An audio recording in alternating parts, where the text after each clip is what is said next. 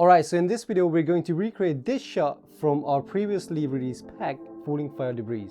In this course you will learn the fundamentals of creating a house fire VFX, creating an atmosphere, compositing in 2.5D, and creating a good composition in terms of where you place your camera.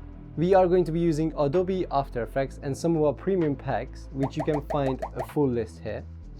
You can find the download link in the description for the stock images we're going to be using and the glow and coloring template. That way you can follow along in the end as well, where it was a little bit harder to showcase how to specifically create the glow / coloring that we made. However, the coloring and the glow will depend on your shot, so you may have to change some of the values. Before we start, we're going to change the depth of our color space to be 32-bit, and let's go. So let's import our stock image. Double click within your project window, find your stock image and click open.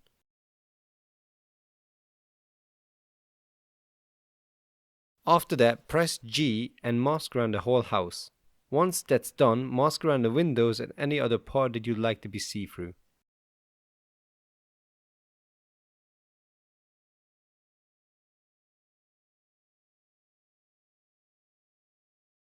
Then duplicate this stock image, delete all the masks, mask around the different parts you'd like to have more detailed holes in them. For the top window, we're going to mask around the inner window part and set those masks to be subtract mode. Let's change the feather for the first 4 to be 10 and for the rest to be 1 pixel.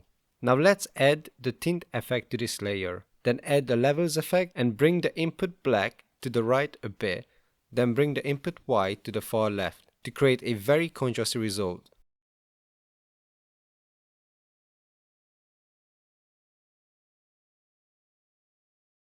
Lastly, we're going to add an effect called invert. Alright, now let's create a new comp and call it house on fire _ pre-comp and make it 5 seconds. Let's bring in our previously created comp house _ OG. I'm going to scale it down so it fits into our comp, something like this. And let's add an exposure effect to this and let's turn it down to -12. So as you can see, it's quite dark.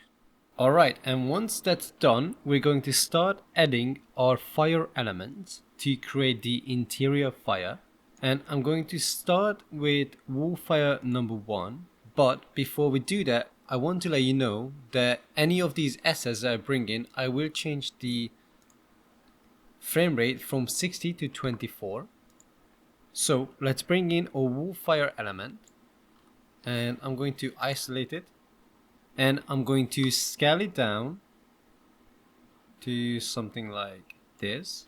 And I'm going to bring it up here approximately. But for us to see it, we're going to have to skip ahead in the timeline. And I'm going to bring it maybe to around here. And then I'm going to bring in a ground fire element from a large ground fire pack. And I'm going to bring in number 4. Place it below it. I'm going to just isolate it again, scale it down and skip ahead in the timeline, and then place it around something like that. And then I'm going to duplicate it, isolate it, and I'm going to actually scale it up, something a little bit bigger, and I'm going to skip ahead, bring it up here, press Q, and mask a rectangular mask on the upper window part. Then going to press F and feather it to something like that, so it just fills in the top part of the window with the same fire element.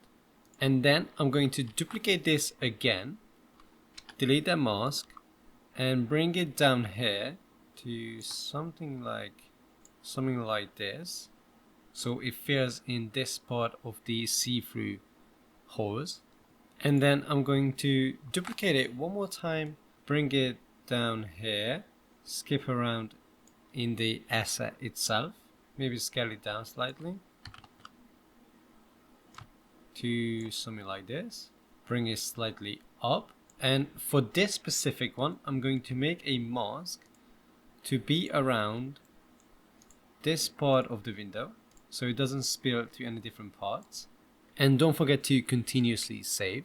And then I'm going to bring in another large ground fire element, number 1 this time, bring it to the bottom, isolate it and just skip ahead, as this one comes all the way from the beginning as it ignites, and then bring it down to maybe something like that, and then push it down here so it's something like that.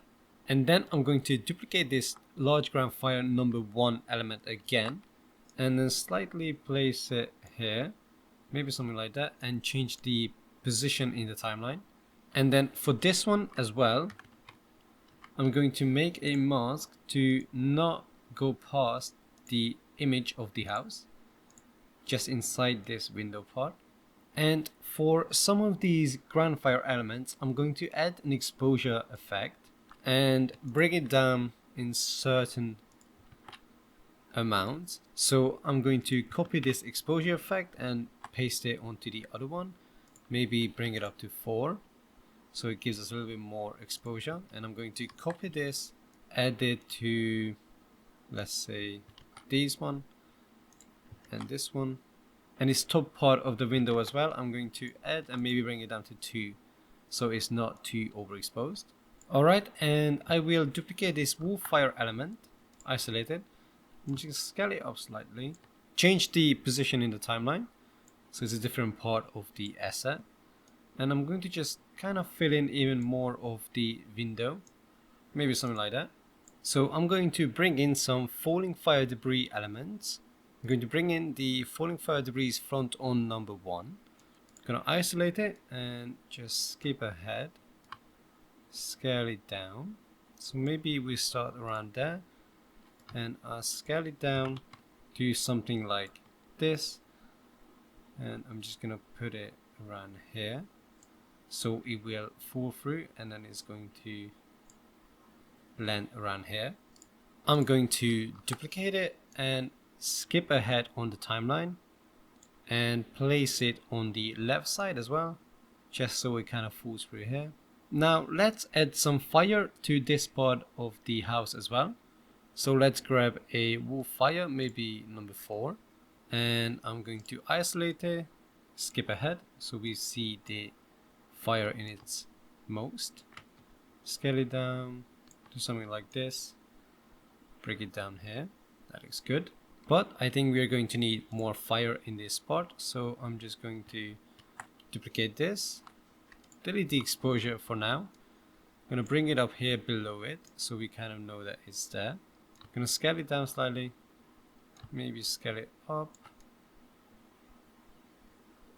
change the position in the timeline, and again for this one going to make a mask so it's just within this part of the window.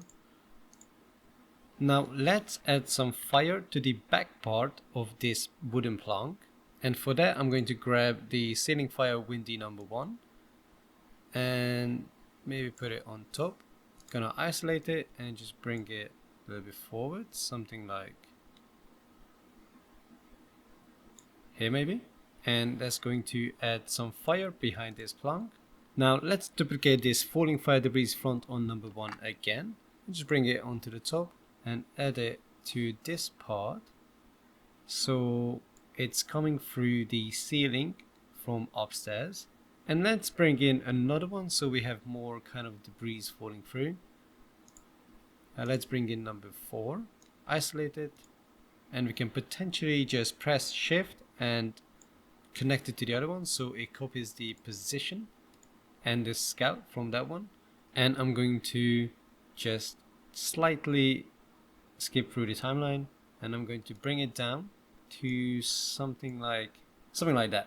And that is our interior fire completed. And now we can move into the exterior fire. Alright, so I'm going to start with this corner. So I'm going to duplicate this falling fire debris front number 1, bring it on top, just isolate it for now, and bring it maybe to so it's just about coming out. Gonna press S, unlink it, and make the x-axis to be minus so it flips horizontally. And now I'm gonna bring it down as if it's coming out from this window. There we go. Alright, next, as you can see, there are some bushes on this part, and I'm going to add some forest fire elements to that part.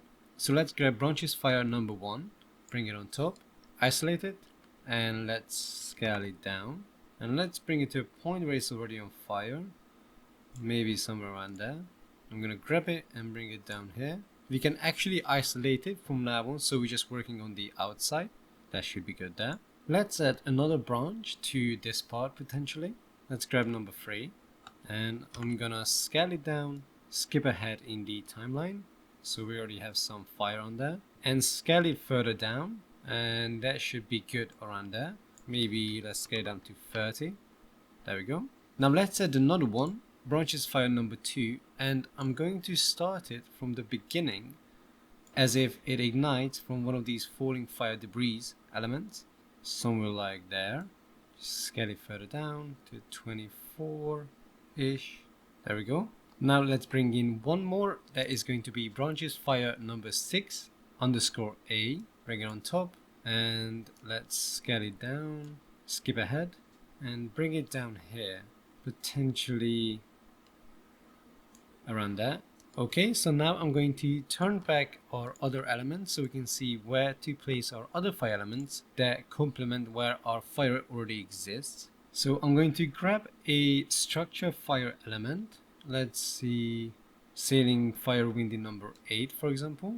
Bring it on top, isolate it and just kind of bring it ahead, and then let's scale it down and let's place it in the bottom part of this window ledge. And what you can do is press Y and bring down the anchor point to the middle of it, and this means when you scale it down it's going to keep its position. And let's bring it up here so it aligns with the top part and the bottom part. And I'm also going to bring in one of our window fire elements to just add some outside fire to this window, and I'm going to use narrow window number 3C. Let's bring in here, isolate it, let's slightly bring it forward, let's scale it down, and what you can do is you can actually just kind of squeeze it from the side so it fits that particular window. As long as you don't squeeze it too much, it should look okay. I'm going to rotate it, and again what you can do is press Y and bring it down the anchor point and place it, and then when you rotate it or scale it, it's going to scale from this point onward, and that should be fine. And then I'm going to bring in our ceiling fire windy number 1 and isolate it again, skip ahead, maybe potentially somewhere around here, and I'm gonna scale it down quite a bit so it matches the middle of this window.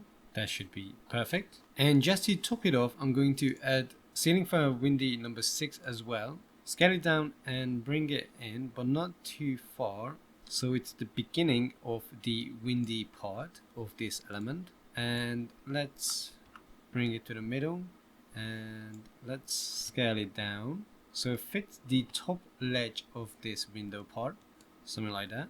And that should look pretty good as the fire is reaching out from the window. Alright, and now let's move on to adding some falling fire debris coming out from this top window that is going to come through this part. So let me grab, in this case, front on number 6, grab it on top, and let's isolate it and scale it down. Let's get it to be around here as it's coming out. Scale it down to maybe 11, 12 and bring it down and put it around here. You could potentially even skip it a little bit more forward as it has already come out and is just falling through. Now let's add another one. Let's grab falling fire debris low angle number 2 and isolate it again, scale it down, and let's get it into position maybe from around here. And I'm going to bring it to the side as if it's just come out from this particular part. Now let's grab falling fire debris front on number 3, the usual, isolate it and scale it down, and just skip ahead slightly so we know at which point we want it, and that should be perfect. And let's bring it down to this part. There we go, as it's coming through. Now let's bring in falling fire debris front on number 2 and let's put it on top. And for this one, let's isolate it and scale it down. And I'm actually going to put this over here and let it start from around at this point. so it will emit once it gets to this part. Alright, and let's duplicate this and maybe let's bring it back. Let's see where we are. And let's take this to this side. So we have some coming from the right as well. Let's duplicate number 3, bring it on top. It's literally just a matter of making it quite random. And let's maybe go a little bit forward with this one. And we can also bring this to the right as well. Maybe somewhere like that would be perfect. And let's grab just the last one and let's do falling fire debris from number 4, because this has more of a smaller debris falling, and I'm gonna scale it down and let me show you.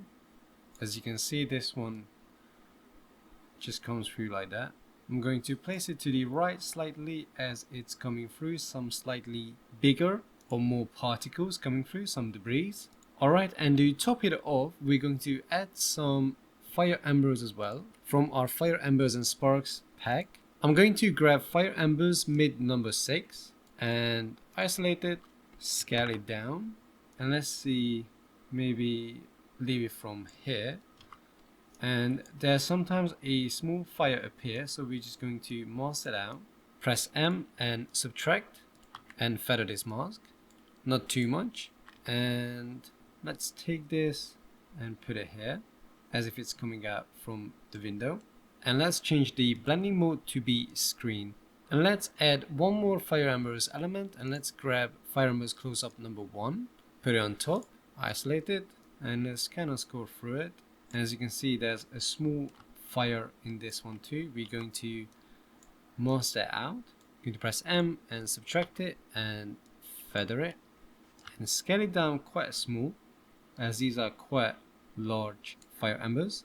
Get this to the top as well and change the blending mode to screen. Alright, and now we have added all of our exterior fire elements and we can move on to the next step. Let's create a new comp, House on Fire. Let's add our previously created comp, House on Fire underscore pre-comp. Create a solid beneath the pre-comp by pressing Ctrl and Y or Command and Y on Mac. Make it completely black. Then create another solid and this time add 4% brightness to it.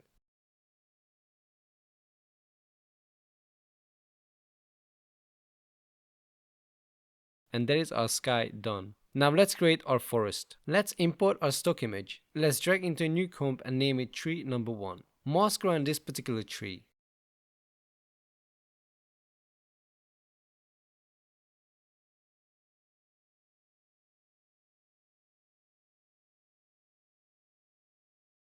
Then press Ctrl and K or Command and K to bring up the comp settings and change the width to be just close enough to the tree. Now let's bring in the tree number 1 pre-comp to the main House on Fire comp. Let's create our camera. I'd like a wider angle, so I'll make the focal length to be 24mm. Make sure the type is 2-node camera. Now let's turn our comps into 3D apart from the sky solid layers.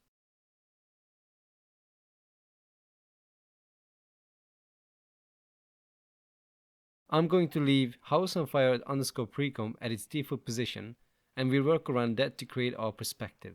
Alright, so with these are 3D, I'm going to move them into position. So first of all, I'm going to scale it down to, let's say, 23. And then I'm going to bring it closer to the camera, let's say something like this, and just going to move it to the right. Let's say just over there. And then I'm going to duplicate it and move this bottom tree a little bit back towards the house. Let's say around there, and then move it to the right, somewhere like that maybe. And then duplicate this tree again and then move the one beneath it slightly closer to the house and bring it to the left. Increase the scale and unlink it and flip it horizontally, and you may have to adjust the position. It's just to give variation. There you go. And then duplicate this tree again, move it towards the house just a little bit closer, move it to the left, and I'm going to flip it back so it's the original, and then move it to the left somewhere like there. Should be good.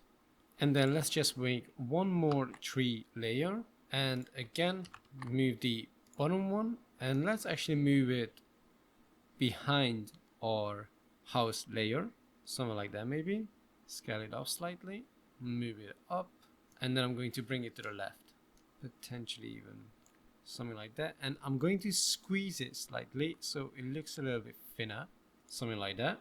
And now we have our three layers. And now let's create the animation for the camera. Press P, then continuously press Shift and press A as well. Let's add a keyframe to the beginning of the timeline for both of them.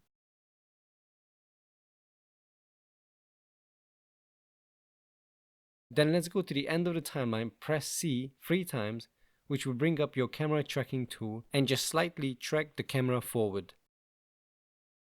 To add more realism to your camera movement, continuously press on Alt or Option on Mac and click on point of interest. Then type wiggle in bracket 0.4, 30 up bracket. This will give some smooth jitter / movement rather than tracking in a straight line. Next, I have this clip of me with a green screen in front of me. I have added it to a new comp, however, as there was a limited space in the studio, I was not able to light it appropriately, and because there is not much movement, I just mask around me using Mocha AE. Let's add this comp to the House on Fire comp. I'm going to edit in between these three layers. Alright, so first of all, I'm going to make this layer 3D. And then I'm going to press P and hold down Shift and press S to come up with the position and scale. First of all, I'm going to scale it down to maybe 23. Bring it closer to the camera. And let's scale it even further, maybe 14. There you go, that's better. I'm gonna grab this tree and just slightly move it to the left so it's not so close. Maybe something like that. And also this tree in the background too. Let's turn it to the left. So there's kind of more spaces in between them. Let's copy the exposure from the tree layer to the mark standing layer. So we have our silhouette. But for this particular layer, I'm going to just increase it to 15. There we go, just slightly darker.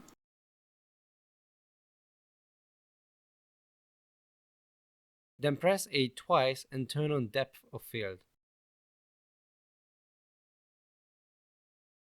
Below it, you see focus distance. Find where your character is in 3D space. Press on a stopwatch to create a keyframe in the beginning of the timeline. Then go to the end of the timeline and find where your character is in 3D space.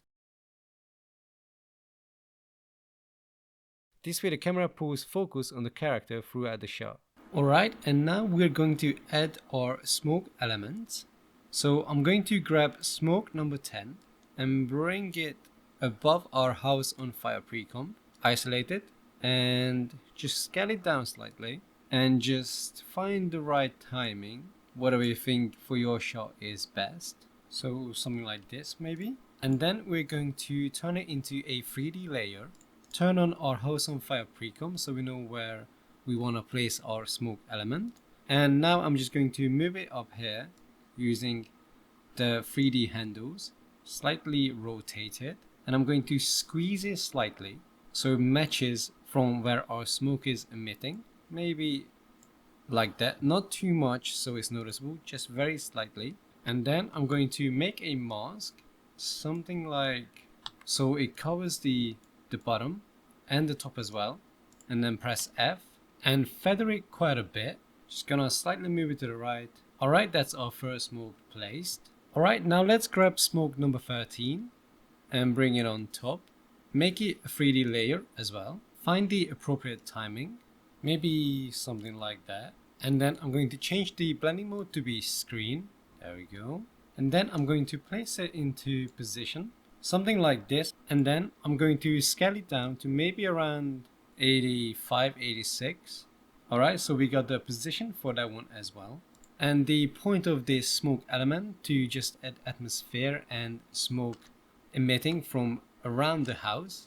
Okay, and now duplicate it, and we're going to add another smoke to around here for this to be continued, and just move it to the left, maybe potentially rotate it, and that's quite good. It just adds even more smoke coming through this way.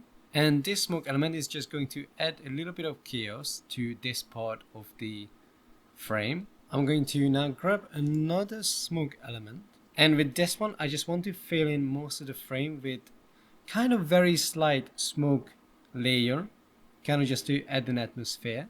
And let's make it into a 3D layer, and I'm going to rotate it slightly so it's more straight, bring it slightly closer to the camera just to add depth. And I'm going to change the blending mode to be screen, bring it up. Alright, and move it into position, and then make a mask around the whole area of the smoke, and then press F to bring up the feather and feather it quite a bit. Just make sure the edges of the stock clip isn't visible. And then I'm going to duplicate this, move it in the timeline, going to flip it horizontally, then scale it down and just slowly move it into position. I'm going to place it to the right in this corner. That should be good there. Alright, and now I'm going to change the opacity for the smoke elements. I'm going to select them all and then press T, and that should bring up the opacity values. For the first one, I'm going to make that around 60% so it's not so visible. And then for our main atmospheric smoke, I'm going to bring that down all the way to 20. And then this smaller one, I'm going to take it down to 65 or 70. And then with these two, I'm going to bring down the bottom one to be 70 and the top one to be 60. And now we need to color them appropriately. So I'm going to select the first smoke element and then type tritone, and then get the color correction, the one that comes with After Effects, bring it on, and try and find a lighter orange. That should work quite well. This is before we go into developing our final look, and then working with these colors will make sense. Now for our second smoke, I'm going to go with something a little bit brighter, something like that should work. Now I'm going to copy this and actually paste it on the top one as well. And I'm going to leave these two alone so they are the default gray color, just to give it some variations. And this is where we are so far. At this moment we are still just working on our composition, but now we are going to work on our colors. Alright, so before applying the glow effect, I will add the color correction and color grade to this shot. This is not how you typically would work in a professional environment, but just to finalize the shot, I'm going to do it this way. Let's create an adjustment layer on the very top and add film convert to this layer. I'll slightly change the exposure, the temperature and the tint. I'll leave the film stock as its default, but I will reduce the film chroma and film luma. Then let's open the color correction tab and change the shadows, midtones and highlights.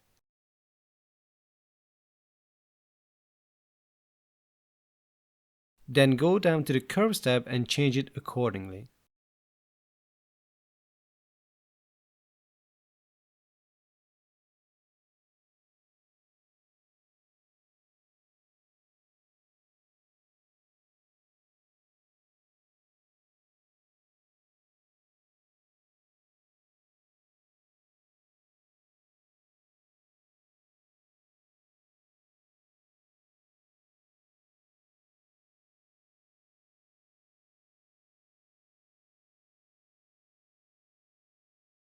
After this, let's add Lumetri color as well.